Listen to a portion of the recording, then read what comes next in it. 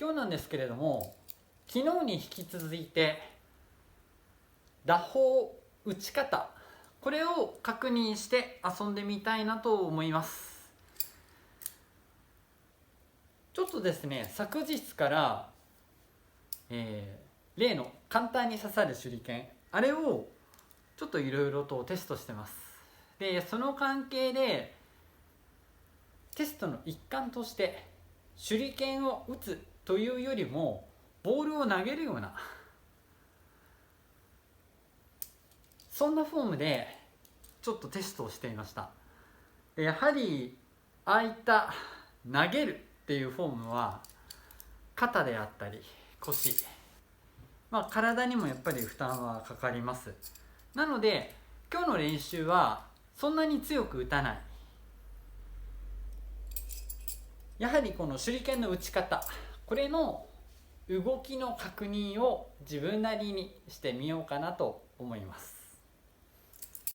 昨日は腕を上げて下ろすだけ、腕を上げて下ろすだけ、この動きを徹底して確認しました。今日なんですけれども、そこに体の動き、体の重さも使ってみたいと思います。そこで足なんですけれども、手裏剣を始めたばかりの人、左足が前、右足が前、やはりいろいろと悩む方もいらっしゃると思います。どちらでもいいと私は思います。私は普段左足を前にして打つことが多いです。ですが右足を前にしても同じように打てます。どちらの足が前でも同じように打てるようになりたい。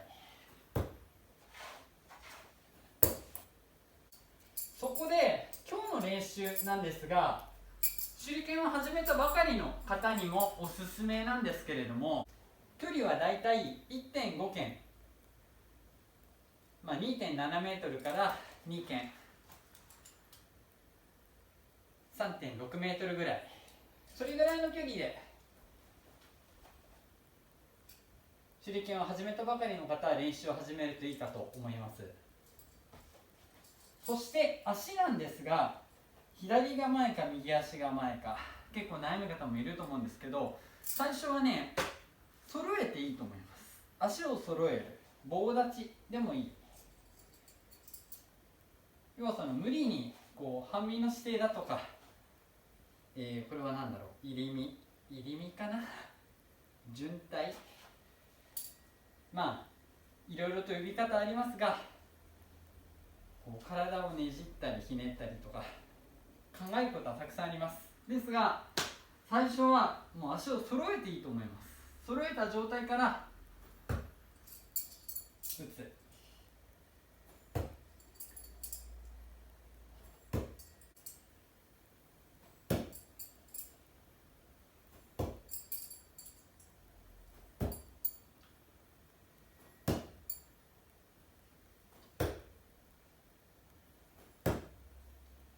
やることは非常にシンプルです。昨日の動画でも言った通り、シンプルなことをシンプルにできる、そういう人がやはり強いと思います。足はね、肩幅ぐらいでいいです。棒立ちでも構いません。例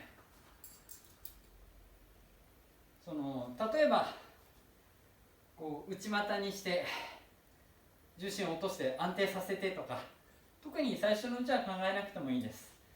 棒立ちのままでいい。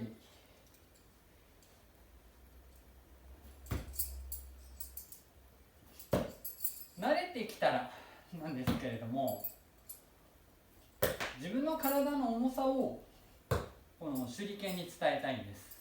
なので体もね、少しだけちょっと落ちてあげるといいかもしれない。その時に、私も猫背になりやすいんですけれども、これだとあんまり良くないので、その場に少しふっと落ちるような形。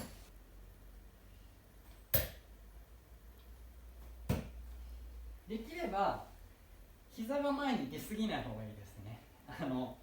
正しいスクワットの姿勢じゃないですけれども、あまり膝が前に出過ぎないようにその場にちょっとほんの少しだけ落ちてあげる。そうすると不思議なことにこの棒手裏剣に重さが少し乗るような感覚があるかと思います。少しだけ落ちてあげる。当たっちゃいましたね。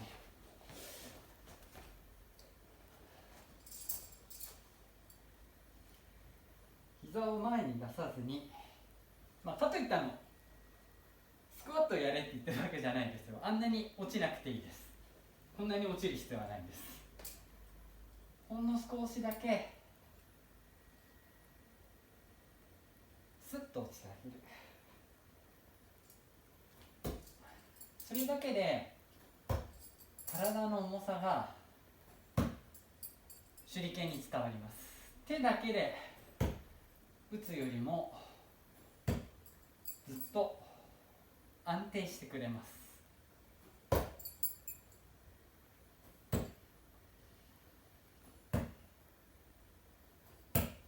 ただこの落ちる、これに関してはあまり意識しなくてもいいです。最初は棒立ち、この状態から始めてもいいと思います。距離もそんなに取る必要はありません。ここで壁ギリギリまで下がるとだいたい2間半ぐらいなんですけど、2間半も距離を取らなくても構わないです。やってできなくはないですけどね。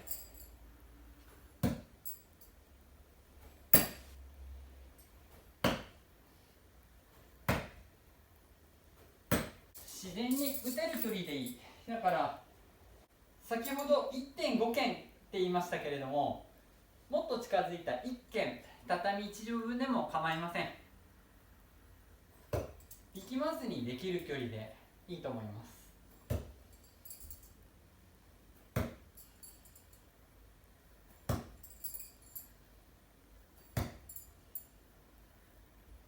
慣れてきたら少し落ちる。膝が前に出るでもなく、お辞儀をしてしまうでもなく、その場にちょっと落ちるような感じ。ちょっと後ろ下がっちゃいますね。その場にふっと落ちるように。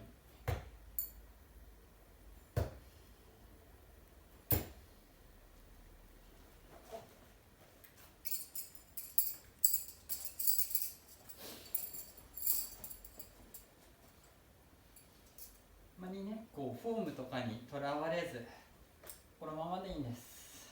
自然に、手は上げて下ろすをあくまでやるだけ。足は揃える。ここでもいいでしょう。完全に気をつけの姿勢でもいいのかもしれませんが、肩幅の方が安定はすると思います。特に地面を踏ん張るとか内股にする、そういったことはしなくてもいいです。ただ少し膝曲げると安定するかもしれないですね。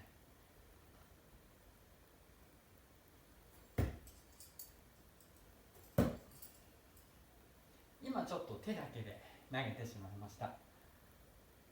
もう少し体の重みを使って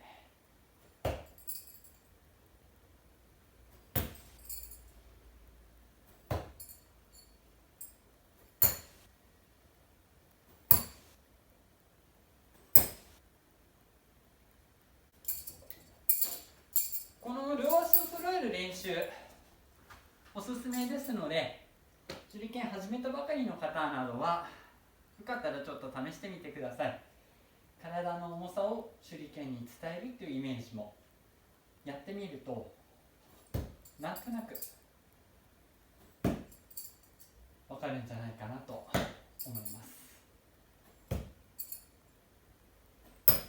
手は自分の意思で思いっきり振らない方がむしろ体の重さは伝わるんじゃないかな。ただやはり昨日の動画同様、これやると手裏剣が同じようなところに集まってしまうので、手裏剣同士が当たってしまうことが多い。あとすいません、一応念のために私跳ね返り気をつけてくださいねってよく言います。跳ね返りなんですけれども、確かにね、畳に跳ね返るのも怖いんですよ。畳に当たって跳ね返る。ちょっと今当ててみますね。この跳ね返りも怖いんですけど、もっと怖いのは刺さったこの手裏剣に当たること。これがちょっと自分が予想しない方向に跳ねてしまったりとかもします。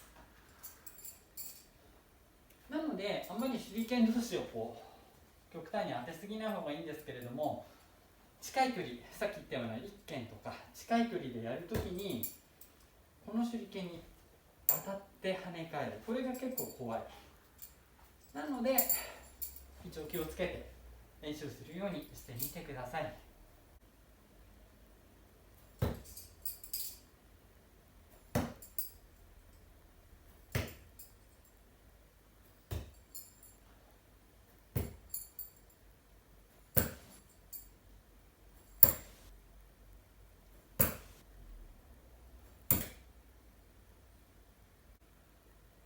今日は両足を揃えた打剣、これをやって体の動き、そういったものを見直して遊んでみました。